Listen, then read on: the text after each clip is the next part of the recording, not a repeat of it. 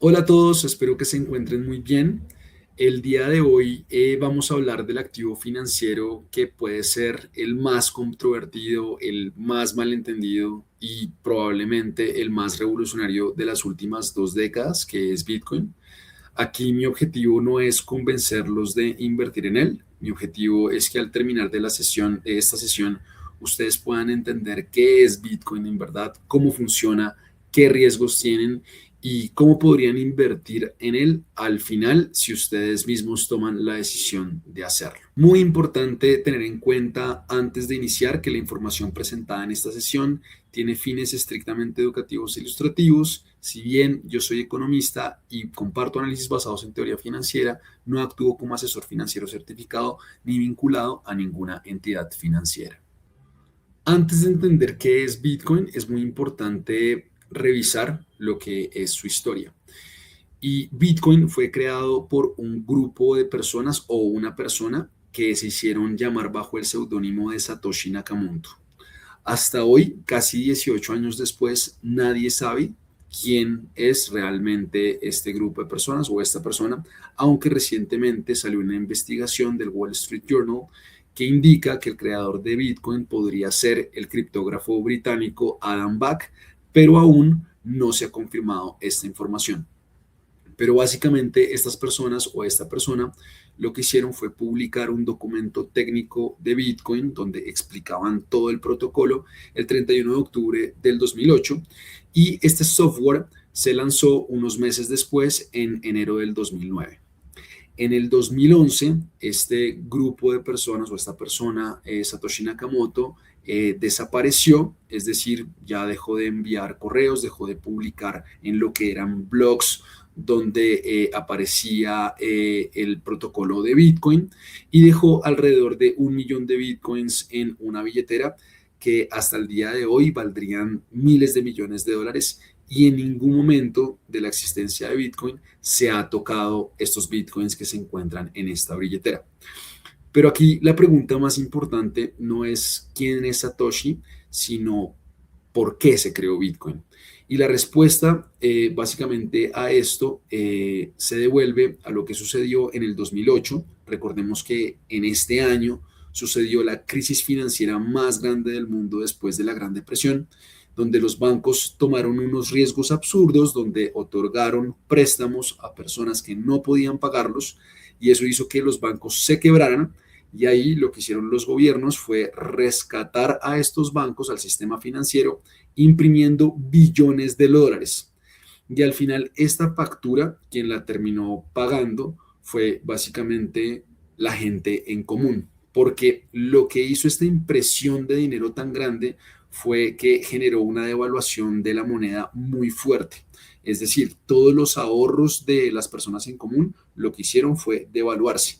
Además, que tengamos en cuenta que esa fue una crisis muy grave donde hubo personas que perdieron casas, perdieron sus empleos y lo que hizo básicamente el gobierno fue salvar al sistema financiero y no salvar a lo que, pues, básicamente las personas que sufrieron este impacto.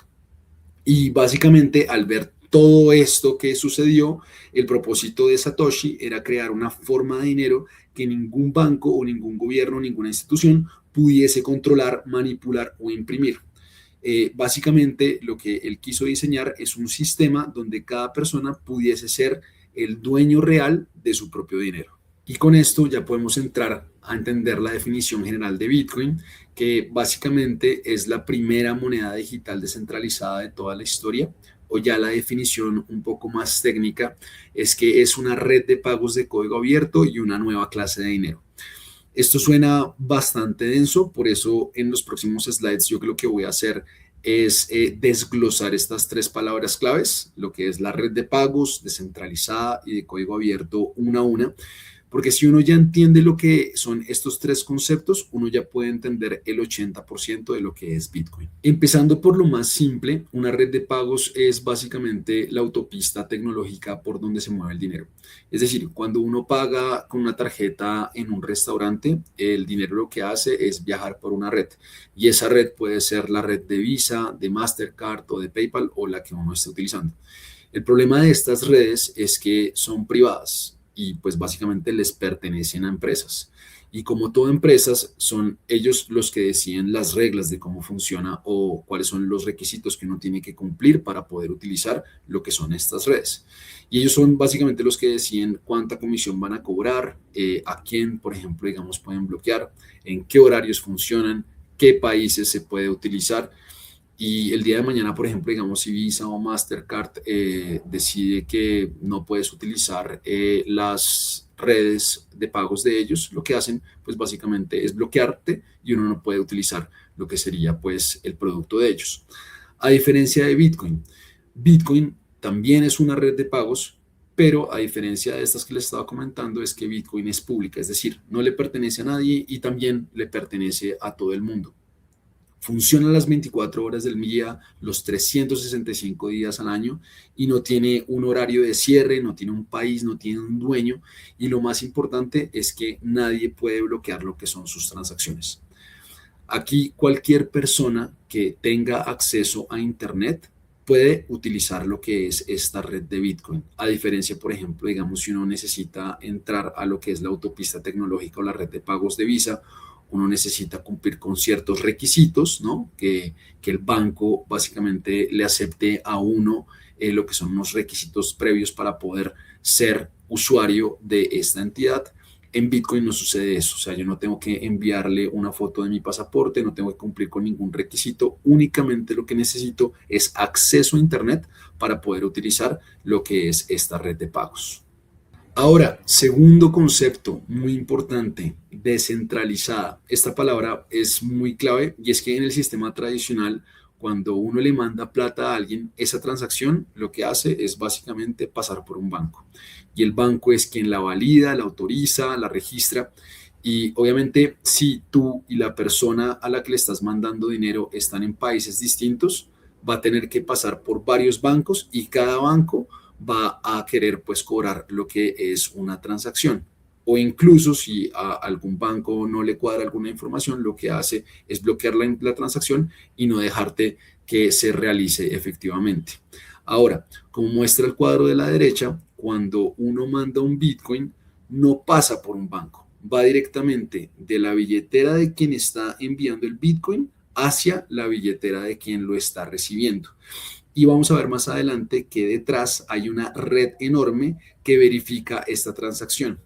Esto lo que significa es que básicamente nadie tiene el control absoluto de lo que es la red, ni un banco, ni un gobierno, ni siquiera Satoshi Nakamoto, si reapareciera mañana, podría apagar o controlar la red que hoy está funcionando de Bitcoin. Continuando con el tercer concepto, código abierto significa que hay transparencia total. Y es que el software de los bancos es de código cerrado, es decir, uno no tiene ni idea de cómo se está manejando por dentro y uno confía porque básicamente no hay de otra. Y cuando hackean a un banco, que es algo que sucede todo el tiempo, uno se entera que hackearon al banco es cuando uno no ve el dinero en su cuenta. Cambio, Bitcoin es lo opuesto. Su código, al ser público, cualquier programador o cualquier persona del mundo puede entrar a revisarlo, auditarlo, buscarle fallas incluso. Y es esto lo que ha sucedido en los últimos 17 años. Hay miles de expertos en seguridad, en programación o incluso también gobiernos que han intentado romper este código y no lo han logrado. Eso significa que la red de Bitcoin nunca ha sido hackeada desde el 2009 que se lanzó. Ojo, esto no significa que un exchange no haya sido hackeado. Eso sí pasa y lo vamos a ver más adelante.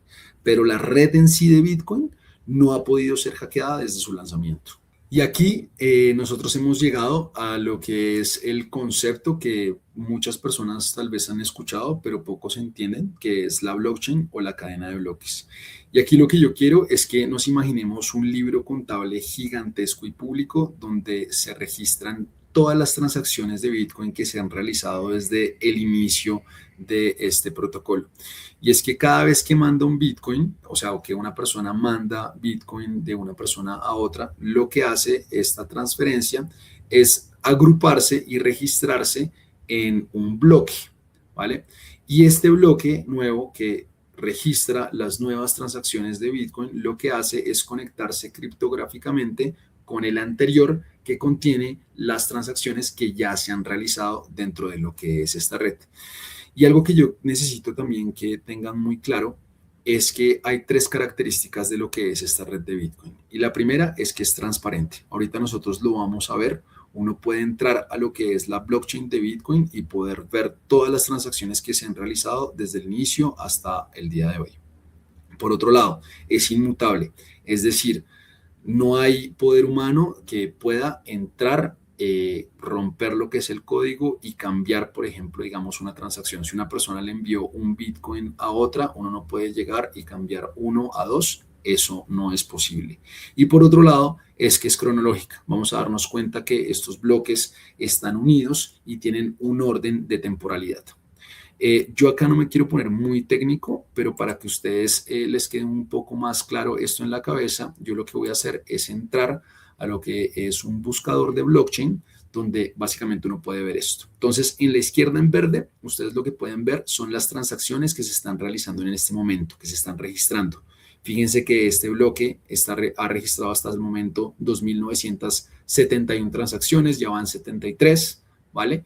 Y todos estos bloques son los que básicamente se van a unir a lo que es la red de Bitcoin que ya existe, a la blockchain de Bitcoin que ya existe. Y acá lo que nosotros podemos ver son los bloques de Bitcoin con las transacciones que ya se han realizado anteriormente.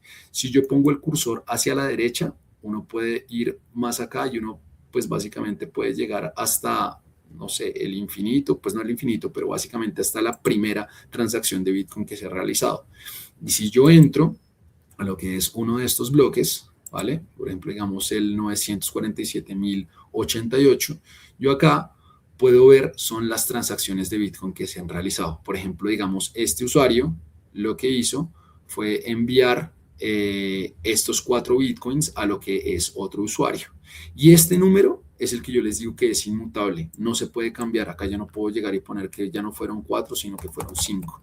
Esto es imposible y esto es lo que, por ejemplo, digamos, hay hackers, programadores que han intentado hacer y durante los 17, 18 años que existe esa red no se ha podido realizar. Bien, y ahora hablemos de algo muy práctico que es el tema de la custodia, es decir, quién se encarga físicamente de lo que es guardar tu dinero o guardar tu Bitcoin. Y es que en el sistema tradicional la plata la guarda el banco. O sea, uno no la tiene. Uno lo que tiene es una promesa de que cuando uno necesite la plata, el banco pues se la va a devolver.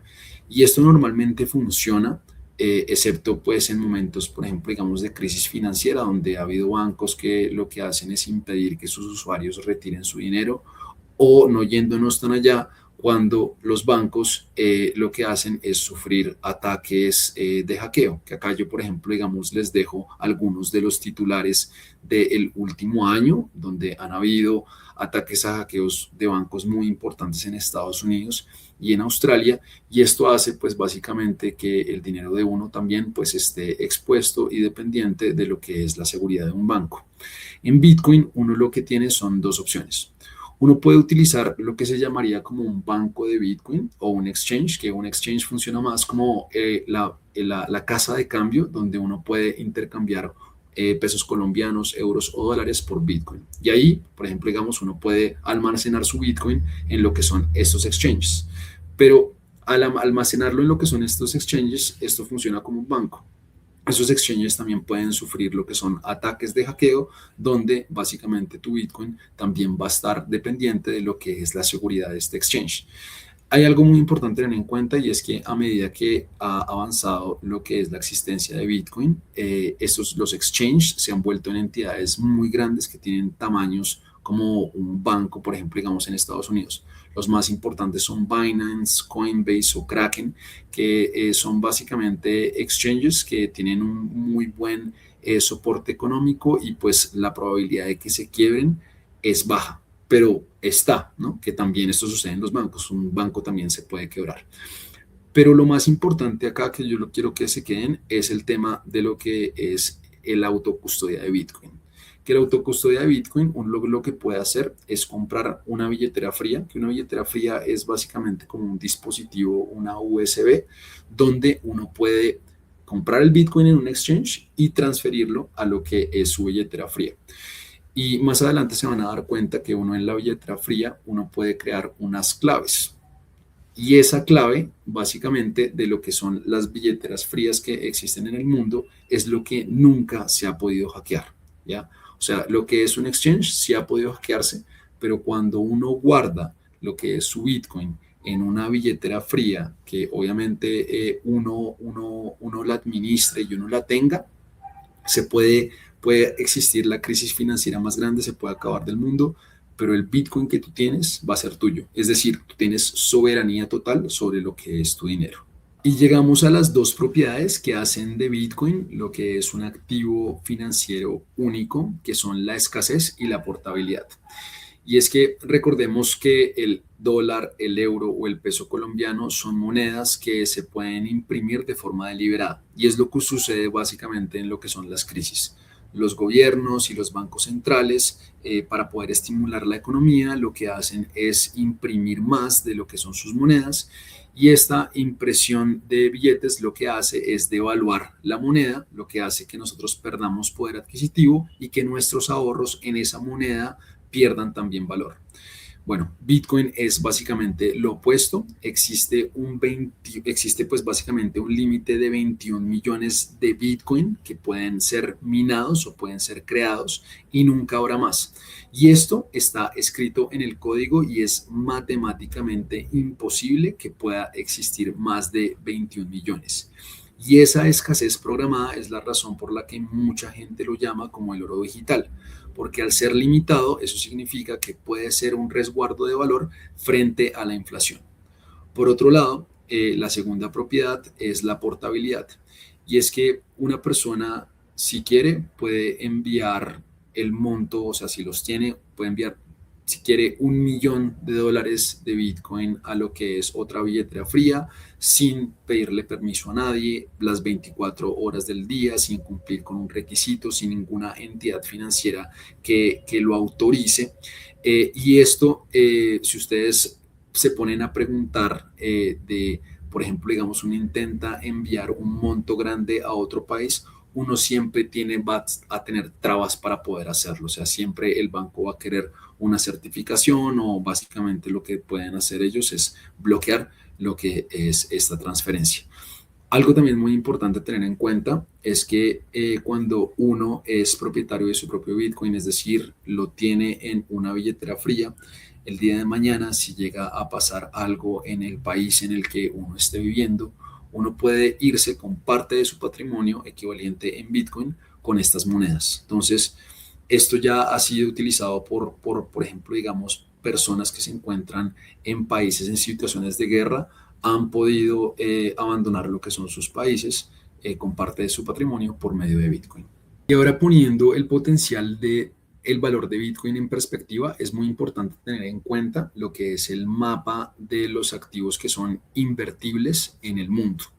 Y acá nosotros podemos ver que el mercado total de activos invertibles es de 262 trillones de dólares, donde lo que más pesa son las acciones y los bonos del gobierno. Pero acá uno en este mapa también puede ver lo que es el oro o el real estate.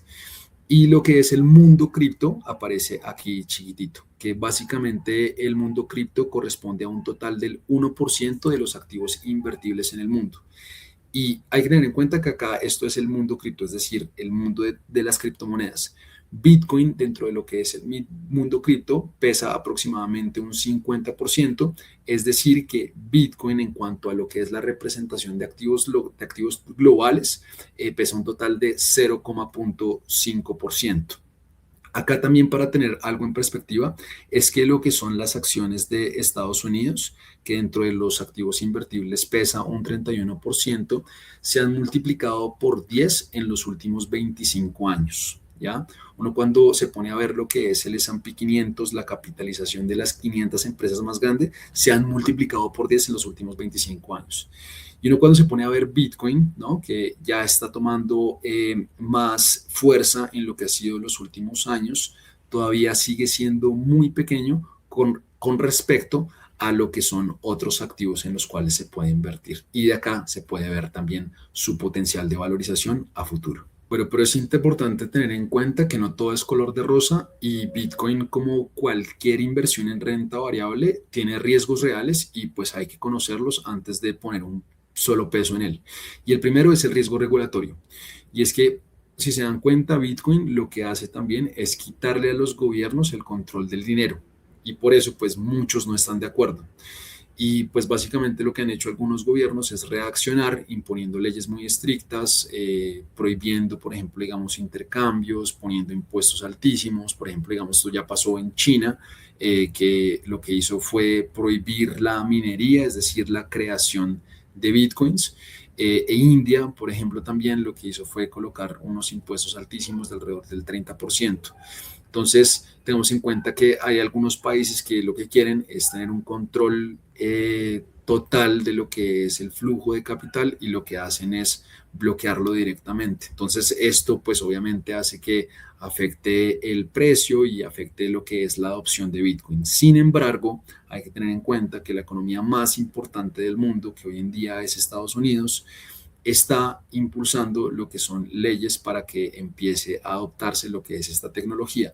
Incluso uno de los fondos más grandes de inversión en Estados Unidos ya tiene actualmente un producto que es invertible para poder invertir en Bitcoin, que es el ETF de Bitcoin. Entonces, hoy en día, por ejemplo, digamos en fondos de pensiones de Estados Unidos, ya esos fondos de pensiones pueden invertir en Bitcoin para aprovechar lo que son los rendimientos para los pensionados o las personas pues, que vayan a pensionarse. Por otro lado, otro riesgo también muy importante es el tema de la computación cuántica. Y la computación cuántica, si bien todavía está a varios años de de poderse desarrollar de la forma que se necesita desarrollarse, hay que tener en cuenta que los computadores cuánticos son unas máquinas que son capaces de romper lo que sería, por ejemplo, digamos, las claves o las llaves privadas que uno tiene para poder ser propietario o poder ser soberano de su Bitcoin por medio de las billeteras frías que yo les estaba comentando anteriormente. Sin embargo, hay que tener en cuenta que yo les he repetido esto en varias ocasiones durante la presentación, pero Bitcoin ha sido una red que no se ha podido hackear a diferencia de las redes de los bancos.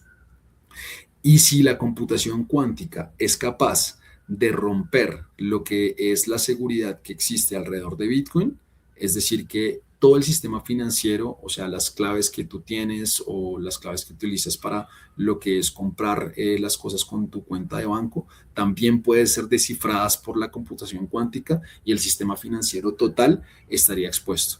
Entonces, hay que tener en cuenta que no solamente la comunidad de Bitcoin ya investiga lo que es una criptografía postcuántica, sino que también lo que es el sistema financiero total está desarrollando lo que es seguridad para esto que se viene, que es la computación cuántica. Y hemos llegado finalmente al tema que espanta a la gente y es el tema de la volatilidad. Y es que si nosotros nos ponemos a ver los números en los últimos 10 años, Bitcoin ha tenido una rentabilidad media del 68%, que pues básicamente es increíble porque es como multiplicar lo que hayas invertido por 187 veces. Sin embargo, cuando nosotros vemos lo que es el gráfico, ustedes se pueden dar cuenta que hay grandes subidas, pero también hay grandes caídas. En los últimos 10 años, por ejemplo, digamos, lo que ha sido la caída fuerte que hubo fue del menos 83%. Y no solo eso, cuando uno se pone a ver lo que es un mediano plazo, los últimos 5 años, uno se puede dar cuenta que Bitcoin, por ejemplo, digamos, estaba en $70,000, subió a 125,000 y hoy más o menos también está entre los $77,000. Entonces, eso hizo que, pues, básicamente en lo que es los últimos años, la rentabilidad media haya disminuido. Lo que sí, un punto muy importante es que hoy en día existe lo que es el ETF de Bitcoin y que esto exista es que las instituciones más importantes financieras de Estados Unidos están invirtiendo en lo que es este activo y esto hace que la volatilidad se reduzca en el tiempo. O sea, si dan cuenta, en los últimos 10 años la volatilidad que hubo fue de menos 83 o la máxima caída y la última caída fuerte que ha habido de Bitcoin ha sido de menos 77.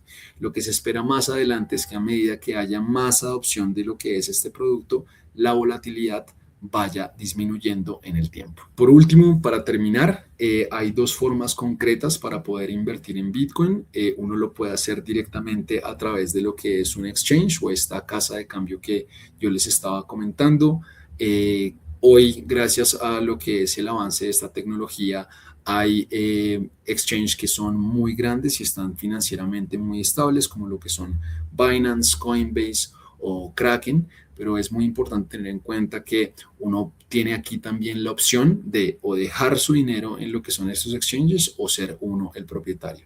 Y por otro lado, tal vez también existe la opción si hay una persona que no quiere lidiar con lo que es la autocustodia de lo que es su Bitcoin, uno tiene la oportunidad también de invertir en Bitcoin por medio de un ETF, que esto pues básicamente es un ETF como cualquier otro, como el del S&P 500, como el del oro, como otro, donde básicamente lo que uno hace es comprar un título, ¿ya?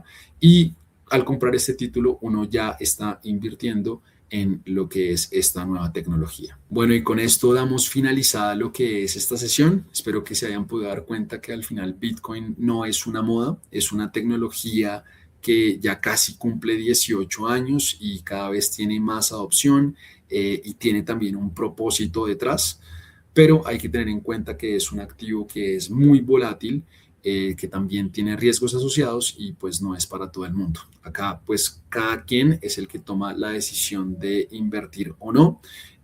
Yo acá lo que quiero es darles toda la información para que ustedes puedan tomar las decisiones con cabeza fría. Bueno, fue un gusto tenerlos por acá. Muchas gracias si llegaron hasta este punto. Les agradezco poder darle un like y que se suscriban a mi canal y espero que estén muy bien.